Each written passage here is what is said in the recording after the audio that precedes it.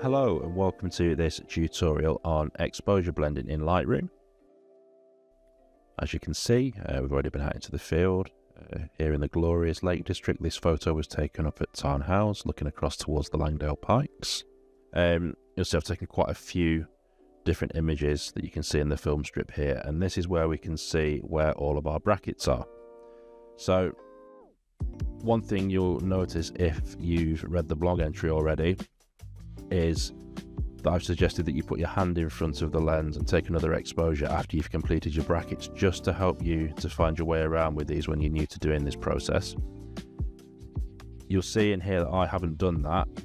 I've been doing it for a while now, so I find it sort of fairly straightforward to come in here and identify where these different exposures are, and because they're usually in groups of 3, that makes the process a little bit more straightforward. But once we've got the images in Lightroom, you'll see all 3 of these have had nothing done to them. So if you look at the adjustments panel on the right hand side, these are all straight out of camera. First thing we need to do is select all 3 of the images. There are 2 ways we can do this. You can hold down on a Mac the Command key and just individually click each of the 3 images you want to select. Or you can click the first image you want, hold down the Shift key, and then click the 3rd image. From there, all we need to do is right click, and we're going to go Photo Merge HDR. And you'll see it's generated as a preview. Now this one's done quite quickly. I've already checked that this one works, and it's a good example to show you. So you might find that yours is thinking about it for a little bit longer, and that's completely normal. Once you've got this, we're just going to have a look at these settings here. So auto align, we want to turn that on. That will help us to line the images up. It will make sure they're all stacked on top of each other as near as perfect as Lightroom can do it. Help you to account for any small camera movements, anything like that. And if you see across the bottom, we've got a little bit of a white line where it's moved either one or more of the images, just to make sure that they're all neatly stacked on top of each other. Auto settings, we're going to leave that unchecked.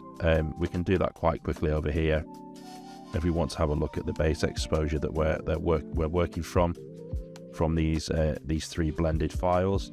So we don't need to worry with that for the time being. Deghosting is really useful if there's stuff that's in your images that might have moved between exposures. So for example, if it's windy and there's trees and stuff moving, or you've got leaves blowing or people in your scene, it will just help you to get rid of any of those things, and the overlay will show you where those things have been removed from. I'm going to leave this set to high. I don't really tend to change this very often.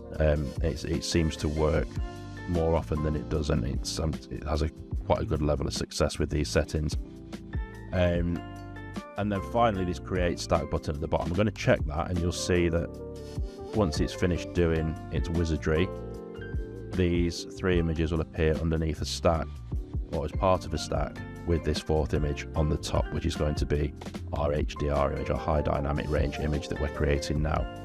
So all we need to do now is click merge, and you'll see added this to the tasks, and we've got a progress bar at the top here. And once that's completed, you should see that there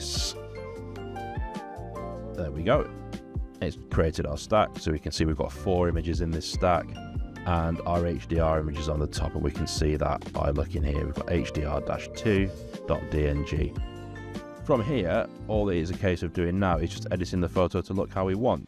So if I click auto, that's going to show me kind of where everything is and where Lightroom thinks everything should be. It's not the most creative, but it gives us a bit of an idea. If we reset that, there we go, we're back to normal, and we can edit this photo as you would normally and to our tastes.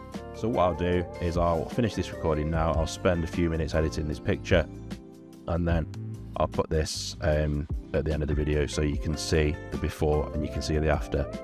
Thanks very much for watching, and I'll see you soon.